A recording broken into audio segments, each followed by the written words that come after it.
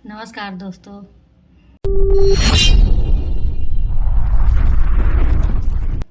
आज हम आपसे सकट महारानी की कहानी और उसकी पूजा विधि और सकट मैया की पूजा क्यों की जाती है, अब इसकी विधि आपको बताने जा रहे हैं।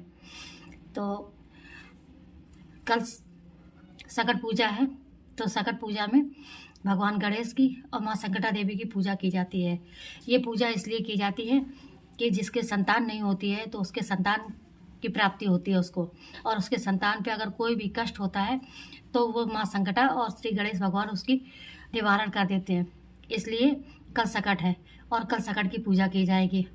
सकट की पूजा करने के लिए सुबह नहा धो के व्रत का संकल्प करना चाहिए कि आज हम पूरे दिन सकट का व्रत रहेंगे। फिर इसके बाद में खाना बना के और सब लोगों को खिला के, बच्चों को और जो भी लोग हैं घर में उनको खिला के, फिर हमें किचन साफ करके सकट माता के लिए और गणेश भगवान के लिए काले तिल के लड्डू बनाने चाहिए, सफ़ेद तिल के लड्डू बनाने चाहिए गुड़ में डाल के।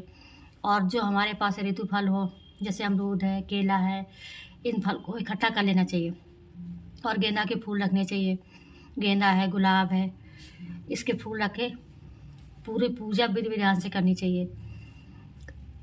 सकट की जब पूजा होती है उसमें एक काले तिल का बुकरा बनाया जाता है। तो बुकरा क्या काले तिल को पहले गुड़ में काले तिल चटका के फिर उसमें गुड़ मिला देते हैं, तो वो थोड़ा गीला लड्डू तरीके हो जाता है।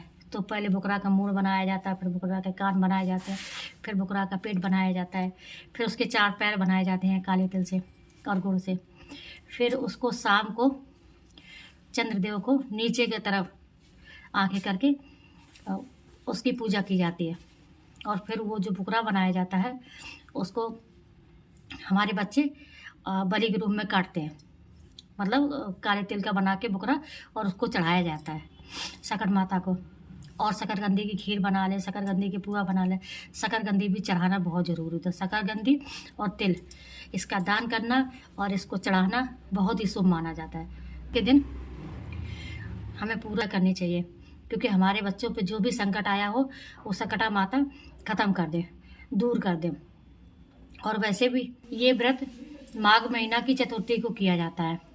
तो कल 10 तारीख है, तो कल चतुर्थी है, तो इसलिए कल सकटा चतुर्दशी है। और ये पूजा हमें अपने परिवार के लिए, हमें अपने बच्चों के लिए ज़रूर करनी चाहिए। इसकी एक कहानी भी है। चंद्रमा को नीचे नज़र करके अर्घ्य देना चाहिए, क्योंकि चतुर्थी के चांद को देख के अर्घ्य नहीं दिया जाता है। गणेश जी को दूर्वा चढ़ानी चाहिए, एक पाटा पे गणेश जी की प्रतिमा रखनी चाहिए। गणेश जी की प्रतिमा रख के फिर उन पे काले तिल के लड्डू, सफ़ेद तिल के लड्डू, ऋतु फल, गाय की घी का दीपक जला के, धूप अगरबत्ती जला के और पीले फूल चढ़ा के हमें सकटा माता की कथा, हाथ में तिल और फूल और थोड़ी सी मेवा या जो भी हो, दान दक्षिणा हो, 1 रुपया 2 रुपया रख के कथा सुननी चाहिए। तो कहते हैं कि एक नगर में साहूकार और उनकी पत्नी रहा करती थी। उनके कोई संतान नहीं थी, साहूकार के पास बहुत पैसा था। तो एक दिन साहूकार की पत्नी पड़ोस के घर में गई, तो उन्होंने मास की कृष्ण पक्ष की चतुर्थी थी, तो उन्होंने पूछा कि तुम क्या कर रही हो? तो उन्होंने कहा कि हम सकट माता की पूजा कर रहे हैं। और तो उन्होंने कहा कि क्यों कर रही हो? तो उन्होंने कहा कि जिसके निसंतान होते, जिनके संतान नहीं होती या जिनके संतान होती, वो संतान के सारे कष्ट दूर रहे, संतान सुखी जीवन व्यतीत करे, उसके लिए सब लोग पूजा करते हैं। तो तुम भी संकल्प कर लो, तुम्हारे भी पुत्र हो जाएगा। तो उन्होंने कहा ठीक है। तो उन्होंने प्रार्थना की कि अगर हमारे, तो हम स्वभाव मन के काले तिल के लड्डू, सफ़ेद तिल के लड्डू सकट माता को चढ़ाएंगे और गणेश भगवान को चढ़ाएंगे। तो कुछ दिन बाद वो गर्भवती हो गई। उनके गर्भ से एक सुंदर सा लड़का पैदा हुआ।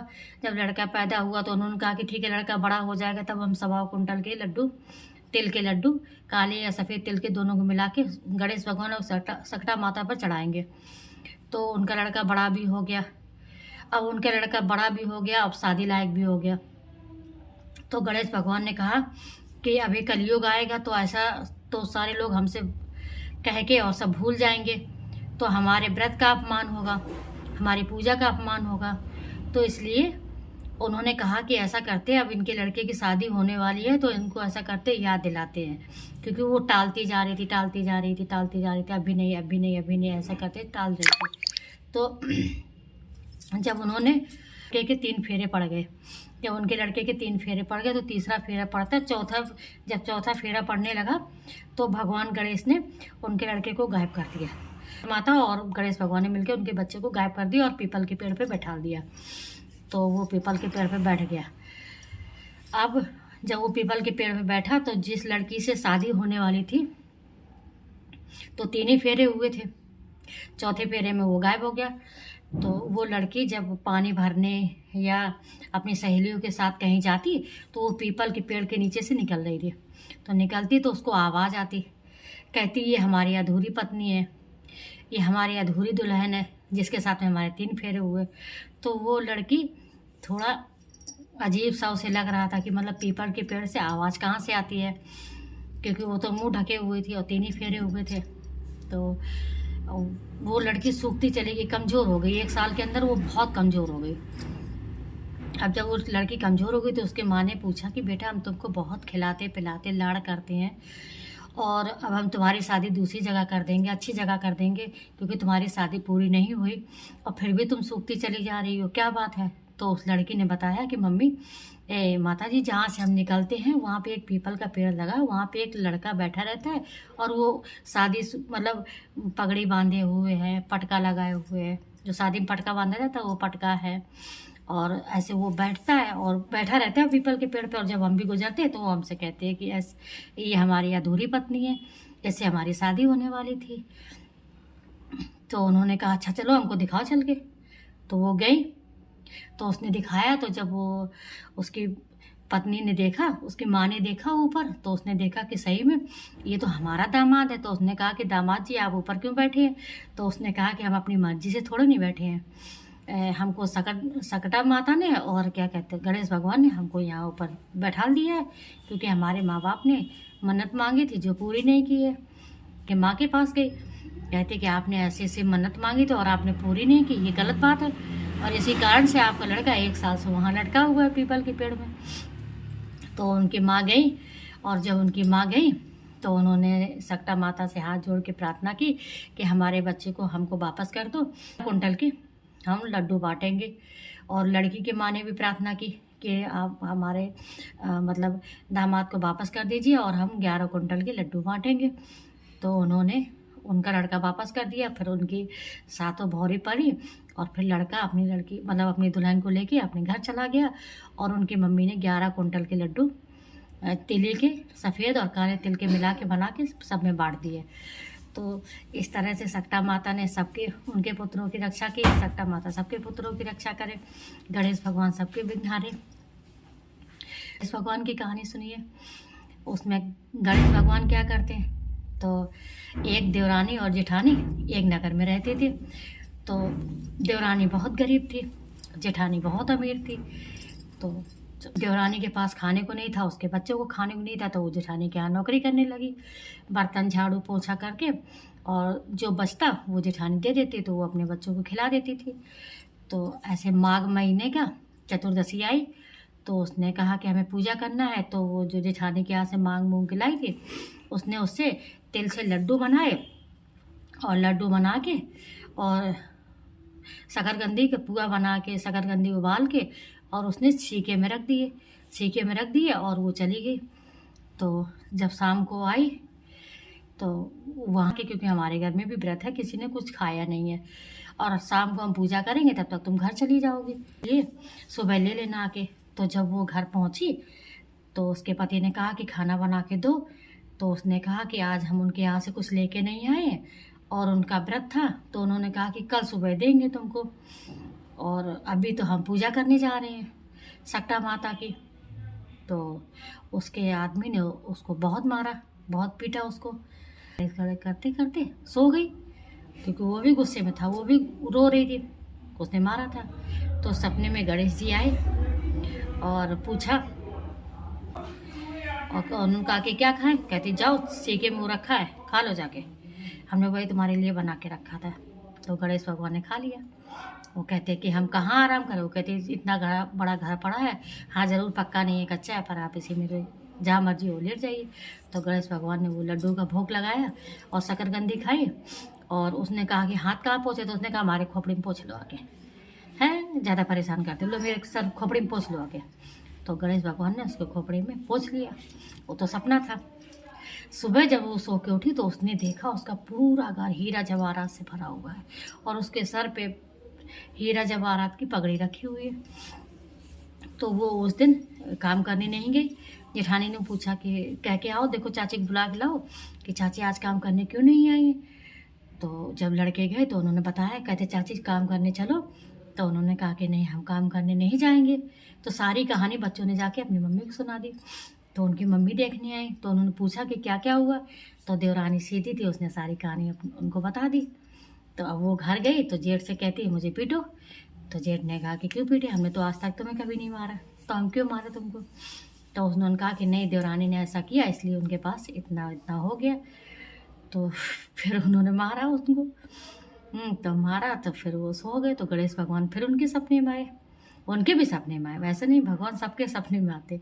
तो उनके सपने में आए तो उन्होंने पूछा कि क्या करना चाहिए। उन्होंने कहा कहाँ खाना रखा, उन्होंने कहा सीके में रखा है, खा लो, बहुत 56 भोग बना के रखे हैं हमने। तो गणेश भगवान ने खा लिए। तो उन्होंने कहा कि अब हम लेटे का। तो उन्होंने कहा कि देखो चमन बीत रहा है हमारे घर में, चाय जहाँ लेटे जाओ, क्योंकि वो सोच रही थी कि गणेश भगवान बहुत ज़्यादा खुश होंगे। तो गणेश भगवान ने भोग लगा लिया और हाथ धो लिए, और कहते कि हम पोछे का। तो उन्होंने कहते हमारे सर में पोछ लो, खोपड़ी में पोछ लो आके। तो वो तो गुस्से में बोली थी और प्रेम भाव से बोली थी, इन्होंने नाटक करके बोला था। तो गणेश भगवान ने पोछा और वो चले गए।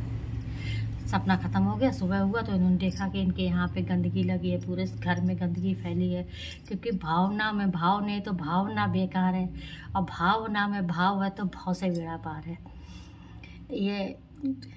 ये कहावत है कि भावना में भाव नहीं तो भावना बेकार है, और भावना में भाव है तो भाव से बेड़ा पार है।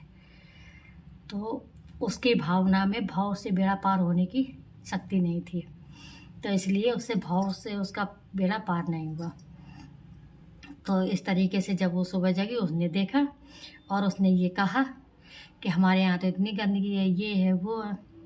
तो फिर गणेश भगवान ने कहा कि वो गरीब थी और उसको लालच नहीं था, और उसके आदमी ने मारा था क्योंकि उसके पास खाने के लिए, वो खाने के लिए नहीं लाई थी। तुम तो उसको जूठा देती तो तुम कल सुबह देती। तो उसके बच्चे और उसकी बीवी दोनों भूखे रहते, उसका पति भी दोनों भूखे रहते, इसलिए उसने उसको मारा था। उसकी भावना में भाव था इसलिए, और तुम्हारी भावना में लालच था। और इतना सब कुछ तुम्हारे पास था, फिर भी तुम्हारे अंदर लालच था कि हमारे पास और हो जाए, हमारे पास और हो जाए। तो फिर उसने और उसके पति ने, जेठानी के पति ने और जेठानी ने भगवान गणेश से, सकटा माता से क्षमा मांगी और प्रार्थना की कि हे माता, हे गणेश भगवान, जो आपने हमारी भावना में भाव भर दिया, ऐसे आप सबकी भावना में भाव भरना, और हमारे जैसी परीक्षा किसी की मत लेना, और हमारे जैसा कष्ट किसी को मत देना। और जैसे आपने हमारे देवरानी को वरदान दिया, हमारे देवर को वरदान दिया, ऐसे आप सबको वरदान देना। इसी भावना के साथ में हम इस कथा को समाप्त करते हैं। अगर आपको हमारा वीडियो पसंद आया हो तो लाइक कीजिए, सब्सक्राइब कीजिए और कमेंट कीजिए। और संकट माता की और गणेश भगवान, एक बात और, दान जरूर कीजिए। जब कल आप पूजा कर लीजिए तो दान जरूर कीजिए, और पूजा करने के बाद में आपके ऊपर जो भी संकट हो, आप सकटा माता से और गणेश भगवान से अपनी प्रार्थना कर सकते हैं। भगवान आप सबकी मनोकामनाएं पूर्ण करेंगे।